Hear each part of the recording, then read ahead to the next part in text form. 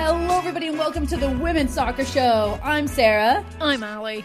And we are here. Yes! No, do it!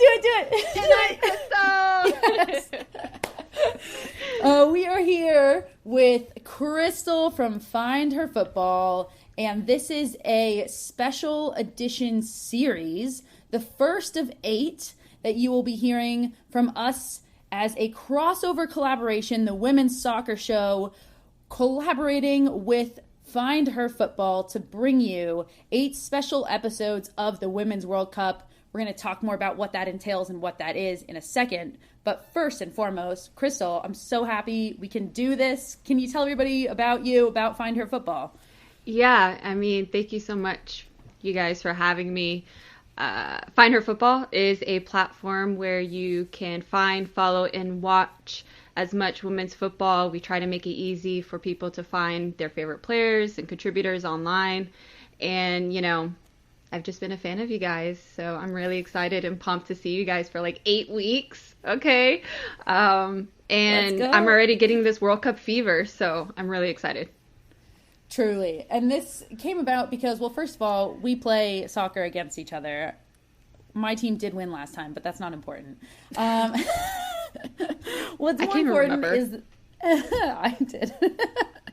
I guess I just want to share a little bit with the listeners of like how this came about, because this is going to be, like I mentioned, like a big crossover collaboration for 8 special episodes in the lead up to the World Cup. And this came about because obviously Allie and I really want to do a lot here to put out a lot of content, cover the World Cup. And Crystal, you and I were talking about how we can bring small independent media companies together to provide massive, massive coverage of the World Cup. And this is just a tip of the iceberg of what people are going to be seeing from you, from us, and from a lot of other small independent media companies, I'll call them. Yeah, it's going to be exciting. You know, like as much as fans could continuously listen to a women's football, just coverage about players, I mean, there's not enough out there. So I'm ready. So we haven't actually named this, you guys. I was just about to say, so this is the crossover Women's Soccer Show Find Her Football World Cup Group Preview, but we need a shorter name than that. So we'll brainstorm it. But this is what we're going to be doing. 8 episodes, and each episode is going to focus on a group. So obviously this is episode 1. We're going to focus on Group A, and we're going to talk through all 4 teams in Group A in depth, because one preview episode of the World Cup can barely cover even 4 teams. So we're going to get to dive in deep on all of these teams, one group at a time, and all of these groups and predictions for groups, one group at a time. So with that being said, let's waste no more time and let's get into it. Allie, you want to tell us who is in Group A and who we are talking about? Yes, so in Group A, we have one of the hosts, New Zealand. We have Norway, the Philippines, and Switzerland. It is an interesting group. We're going to dive right in. The games will kick off. Actually, New Zealand versus Norway will kick off the World Cup, first game of the World Cup. So we're going to talk New Zealand first. Let's do it. One of the host nations. And an interesting story here. A lot of names that I think a lot of people will know, but not a strong history of New Zealand as a successful nation in international play. What's the first thing that comes to mind when you think about New Zealand in this World Cup? Ali Riley. Yes. Ali Riley. Entirely. Ali Riley. Yeah. Yeah. Entirely. Okay. I think so too. I mean, she's, like I mentioned, there's a few notable names, but it's a lot of New Zealand based and players who play in the A-League. And I think it's worth noting here that New Zealand, as a nation in the history of the World Cup, they've played in 5 World Cups total and have never won a game. And also never advanced. But obviously, I think that's pretty clear since they've never won a game. So that's rough. Home soil. This group is comprised of only one nation that's in the top 15. Is it different this year? For New Zealand, I mean, they've been squeezing in friendlies like since last summer and only netted 3 goals. I think it's a good opportunity, that they're a host nation hopefully more investment towards their development just as a team. What was that stat you said at the beginning? That they've only netted 1 goal in the past how many games? Three goals since June 2022. Yeah. I think if that doesn't tell us about their playing style, nothing will. Like, this team likes to sit back, they like to play in a low block, and they like to hope for a counterattack, right? But the problem with that is that if you're going to do that, you better have a really good low block. But They also let in a ton of goals.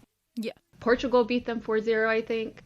Now, Portugal's underrated, though. I'm excited to get onto Portugal. Portugal was like our darling of the Euros.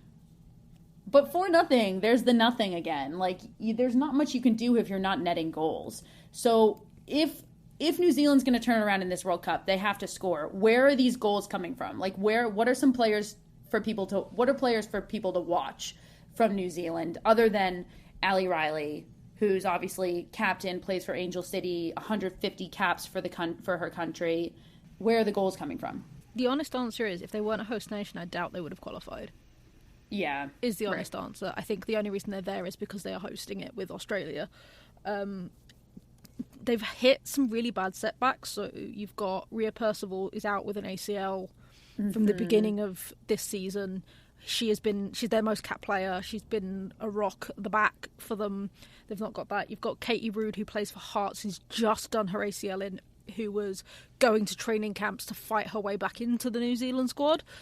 So they've been hit with some, like, hardcore injuries for players that could. I mean, you have got Rebecca Stott, who is a centre-back, who's just come back to play for Brighton after her cancer treatment, and she is pretty damn solid. At the back, you've also got Hannah Wilkinson, who does play in the A-League, who has been goal after goal in the A-League. It's just they've not really cemented themselves. I think the problem they've got is they're so scattered across the globe that they don't have the same, like, partnership and things like that. Because, like, the same chemistry. Because, like, for example, you look at, say, we'll get on to England, obviously, but you look at England, a lot of them play the WSL, so they play against each other all the time. They know each other, they're in and out of each other's lives, whereas the Kiwis seem to be so scattered that it is, like, just 11 random players, whoever they pick. Yeah, I'm even going to add on to that, like, it's scattered in such a way where it is that the stars and arguably the better players are the ones that are scattered. So they're coming into a team where 50% of the group actually does play against each other in the A-League, and then 50% of these players are scattered all over the world, which might make it even harder than if all of them are scattered. I'm going to say, though, like, I agree with both of you, and Ali, I think you nailed it when you said that they probably wouldn't be here if they weren't one of the host nations. I am going to throw out, though, and we're about to talk about Norway, but I want to throw out that New Zealand played Norway in the, I'm going to butcher it because I do every time, it was the Algarve Cup in 2020. Algarve, yeah. Thank you. And went up 1-0 to start the game against Norway, who is arguably going to advance first in this group. The only problem is that after going up 1-0, they conceded 3 minutes later and ultimately conceded in like the 90th minute and lost 2-1. But they have faced Norway. Norway is somewhat of a familiar opponent to them, and they've done it in a way that I think will give them some hope going into the World Cup, in that, hey, now we're on home soil in a big game. Maybe we can pull one out here. So I wouldn't underestimate how much home soil is going to have an effect on New Zealand. Does that mean that they're going to just become this incredibly amazing team? Absolutely not. But I think if we're talking about a 2-1 game, that might be enough to push us over the line to like a 2-2, and then who knows what could happen. Let's move on, because I'm really excited to talk about Norway. I could do 40 minutes just on Norway. I mean, Ali, how much time did we spend on Norway in the Euros? Like, so much, because they were so bad. Yeah. Okay, so let's start there. This is a big question for Norway. Are they going to underachieve like they did in the Euros last summer? Well, they changed coach, didn't they? Because the coach was like, I'm out. Like, I can't do this anymore. I believe he said, I will resign before I get fired. Yeah, pretty much. So you hope that will be because it's Hege Riis, who is a Norwegian legend. Let's be honest. Absolute legend. and you'd hope that that's going to bring something. The thing is, you don't know which Norway's going to turn up, because I've seen them play some friendlies, and on one they're on fire and they're playing brilliantly and they are everything we know Norway to be, and then they'll play another friendly and they're like leaking goals and you don't understand what's happening. Is the honest answer. So we haven't seen a consistent Norway in this run up to this World Cup to know which Norway we're going to get. If it's going to be the terrible Norway from the Euros, or if it's going to be like the ones that was in the previous World Cup, who had a really good run until they faced England in the quarters. Yeah. Norway's definitely got some beef with England. I was watching some highlights of how they got knocked out of the 2015 World Cup, and it was just like so heartbreaking for Norway. Steph Houghton putting away like a game winner in just the dying minutes of the game, and then the ultimate smackdown of the 8-0 loss in the Euros. That hurt. You mentioned, yeah, that hurt, to say the least. This team is just so interesting, though, because there's so much talent. Like, let's just list a couple of players here. Ada Hegerberg, in my opinion, probably the best goal scorer that the Champions League has seen in many years. Reiten, Manum, Risa, Caroline Hansen. Mjelde, Caroline Hansen. Woo. So super underrated call out. I love that. But for me, this is why they're so interesting, right? Is because there's so much talent, and that in recent years, this is when all of the talent is in their prime and they've been underachieving. And they fired their coach, and they're saying it's because of their head coach, we're going to bring in somebody else. But they've brought in, obviously a legend here who you're talking about in Hege Riis. But Hege Riis, not a lot of coaching experience. She coached in the interim before Sarina Wagman was named the head coach for England. And that's kind of the extent of her coaching experience, period. And not just even on the international stage, just period. Yeah, so how do you see that playing out for Norway? Could that be a benefit? If so, how is that a detriment? I think Hege Riis is a huge thing because she made 188 appearances for Norway. So if there is someone that's like entrenched in that system, it's her. And we've seen it before. We saw it with like Casey Stoney. We've seen it with people like that they may not have the managerial experience, but they've got the people experience. And I think that's what Norway needs at the moment. We saw in the Euros there were a few teams that weren't clicking with their manager, and that really affected them on the pitch. Whereas I think Hege reminds me a lot of Mo Marley over in the UK, is somebody who has brought so many players up through the ranks and is so beloved and so well loved over here. And I think like that she's the Norwegian equivalent. Yeah. So having that, because you have got the talent already, is going to bring them together. Because like you said, what can they change tactically at the moment? Not a lot, because it's not been much time. For me, everything hinges... Well... I have a lot to say here. I'm sorry. I'll say this first. Everything hinges, I think, on Manum and Hegerberg. And here, I'll explain why. Number one, I think that in the Euros, the midfield was non-existent. And we've seen how well Manum can play in an Arsenal shirt. And I've never seen her play like that for her nation. And if Norway's going to pull one through, it's because their midfield is able to be that connective piece like they were not in the Euros, finding their forwards. So that's why Manum is number one. Number two is Hegerberg, or maybe even it's just not Hegerberg herself, but can somebody else score that isn't named Ada Hegerberg? And if they can... Caroline Hansen. Exactly. Do you think she'll start, Crystal? Yes. Yeah? You think she's a shoo-in? She's a world-class footballer. I love her. Where do you think she'll start? Isn't she normally starting as a striker? Yes, and also couldn't she play on the wing? I'm partial to her on the wing, I'm not going to lie. But those are my two keys for Norway. It's Manum and it's somebody scoring other than Hegerberg. But I feel like it's also worth talking about their back line. Because, Allie, I know you had a lot to say about their back line during the Euros. It was poor. It was beyond poor. And unfortunately, it was... I don't want to lay it all on one player, but it was a lot on Maria Thoris. I can never say her name. Thorstatier. Yeah. So, but she is injured, so she will not be part of that backline. The thing is, you've got Maren Mjelde, who has come back in from injury, and I think she is a huge, solid statement for the Norway back line. She's the captain normally, so she runs quite a tight ship. So I think having those two factors switched over will hopefully stop them leaking goals. But if you look at their recent friendly results, I can't say I'm convinced. Yeah, I mean, so 3-3 tie versus Sweden, 4-2 loss versus Spain. In the Tournoi de France, they at least recorded a shutout against France, but they also failed to put a goal away. They haven't really had many games where they keep a clean sheet. In this group, with New Zealand, who we've just talked about is a team that leaks a lot of goals and doesn't score a lot. We'll come on to the other teams, but quite frankly, I mean, I want to point to Switzerland as a team that can score a lot. Perhaps this is the best group for Norway to be in. I think they can squeak through second. You think that Norway will squeak through second? Yeah. Who do you think's going first? Switzerland. We'll get on to why, but... Yeah, we will. I agree with this, actually. What? I did not.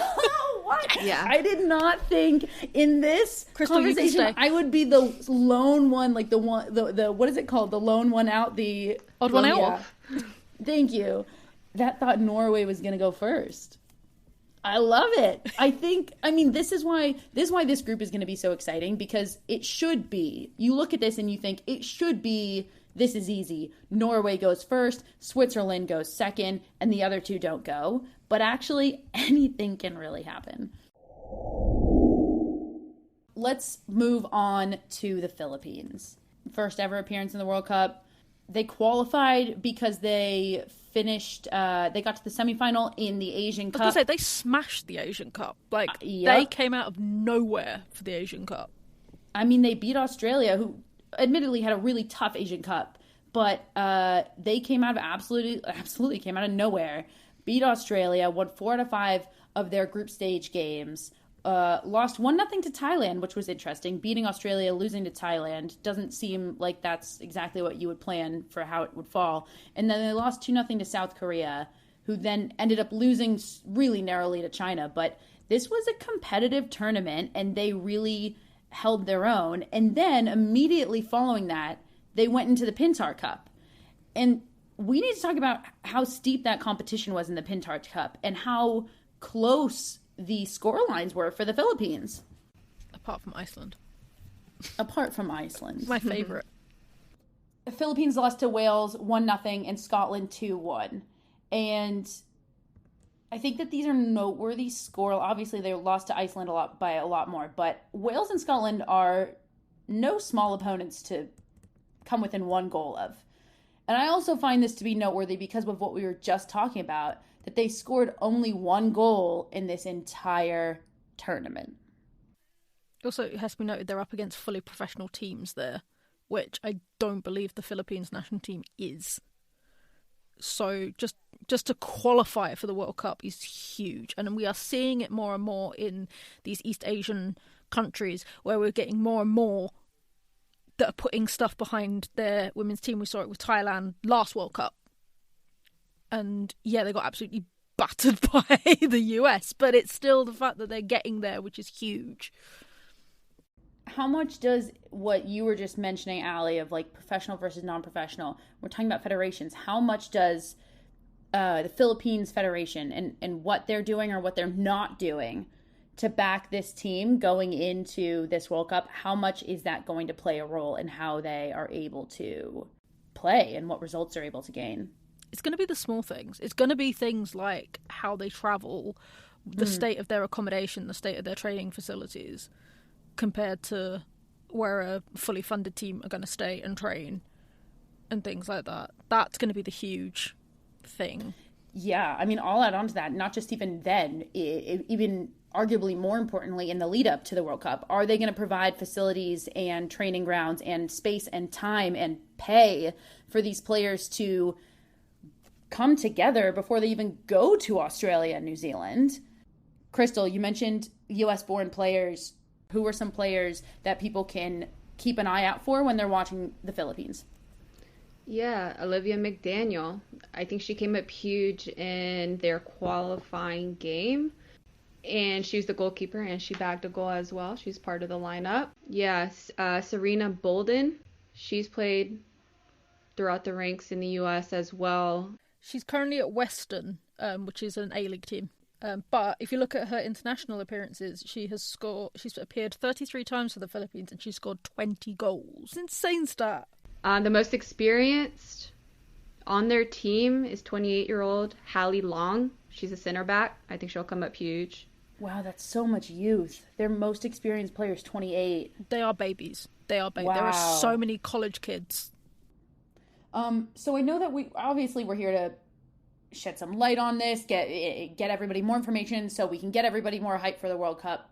And also, this isn't supposed to be in a negative way, but I have to ask, realistically, can they do some damage in this group, or do you think that they will get walked over? In the middle. In the fact that I don't think they're going to win any games. I'm not going to lie. Okay. But I don't think we're going to see, like, what was it for Thailand when they played the US? Was it like 13-0? Based on what we're seeing, they've got a solid defence, they've got a solid keeper. I just think there is going to be some more professional strikers that are going to be able to break them down. But I think you're going to see maybe a 2-0 loss against Norway. You're going to see... I mean, New Zealand can't score for anything, so they'll probably... Right. a well, that's nil. What I'm saying, though. So, like, could the Philippines pull out a tie against New Zealand and maybe shake some things up? Yeah, maybe a tie against Norway. Ooh. You heard it here first, everybody. Philippines tying Norway. I'm pretty sure I would be worried that Heike Rees would be fired on the spot if they lost to the Philippines or tied the Philippines. But we will see. All right, we're going to move into our last and final team, Switzerland. Both of yours, strangely or not strangely, picks to go first in this group. Switzerland, a little bit of history. The first ever appearance in the World Cup for Switzerland, men or women's, was in 2015. They were in a group with Japan, Cameroon, and Ecuador.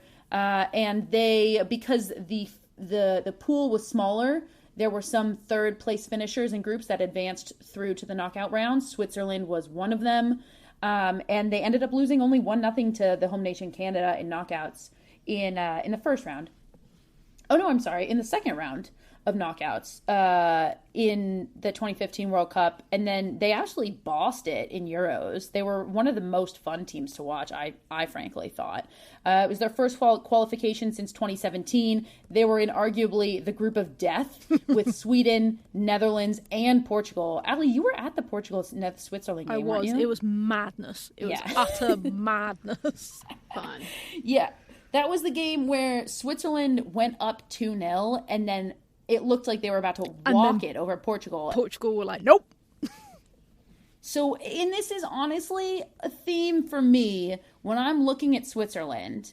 There's a lot of games that they either go up and then they lose the lead, or they go down and then they climb back up. But no matter what, it's always in flux. Anything can happen with this team. So either or both of you, what can we expect from Switzerland, and why are you picking them to go number one? Because they're less inconsistent than Norway.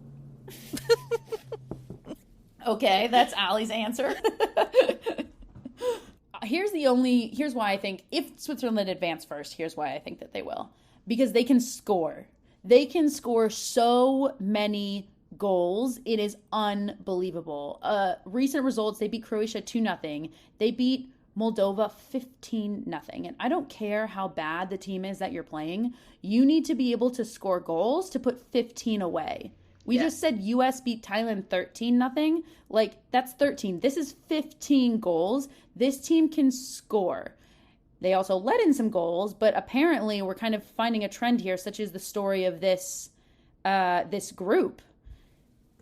There's going to be some interesting matchups against teams that score a lot and let a lot in, and teams that hang their hat on defense and actually don't score a lot.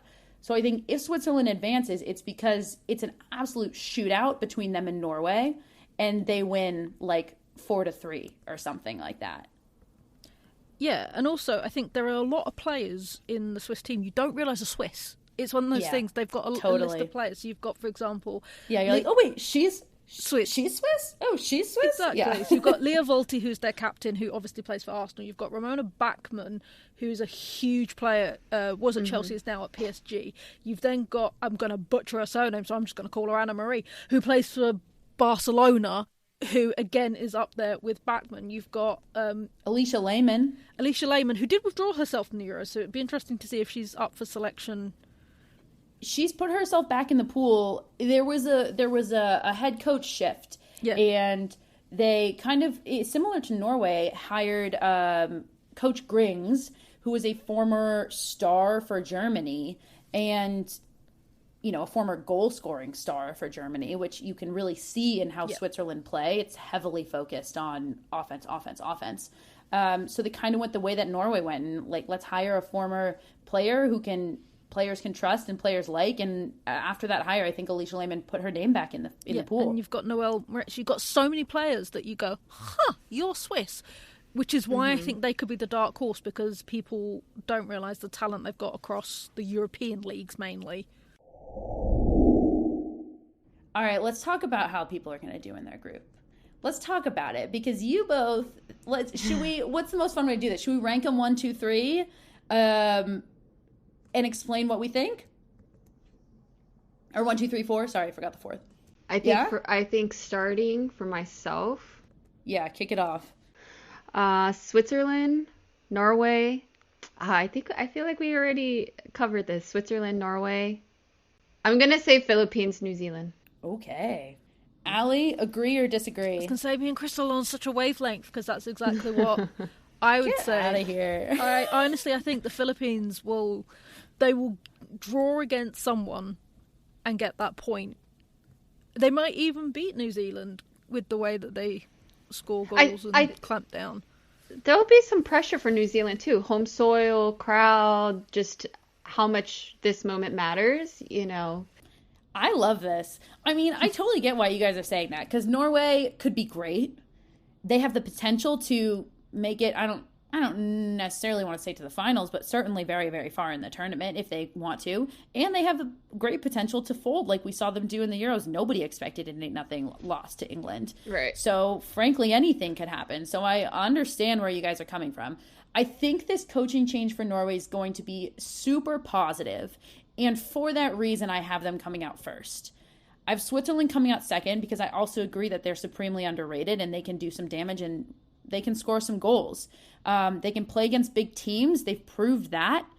And then, as trivial as it might sound, I just think that this group is going to fall New Zealand and then the Philippines.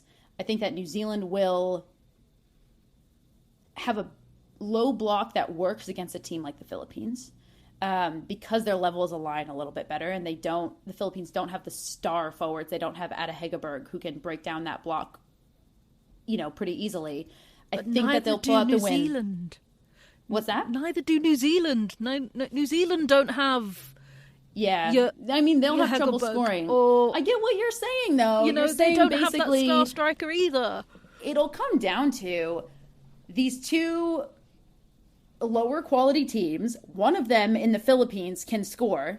The other one in New Zealand can't. And you're both saying the Philippines will score, New Zealand won't. Mm-hmm. And that's what'll happen. Yep. I'm going to stick with New Zealand. I think their low block will work. They'll tuck a goal away. They'll be able to say, we scored and we won our first ever World Cup game on home soil. And they'll walk away proud. You know how you make fun of me for my belief in Iceland? I do not make fun of you for that. I make fun of you for saying that Iceland are gonna win She Believes over the USA, because that was one of the dumbest things you've ever said. Yeah, well, this is one of the dumbest things you've ever said. And when it comes back to haunt you, I'm gonna put it on a damn t-shirt. Do it. Do it. We'll replay it when these games happen. All right. That is it for Group A and Episode 1. We did it, you guys. Whoop, whoop, whoop. Any final closing thoughts on Group A other than Allie saying that I will eat my words, which I absolutely won't? All right, so everybody, these episodes are going to be dropping once a week. So tune back in next Monday to hear Group B the Women's Soccer Show Find Her Football crossover Women's World Cup groups preview, which we'll find a shorter name for potentially. Who knows? I've been Sarah. I've been Allie. Thanks, everybody.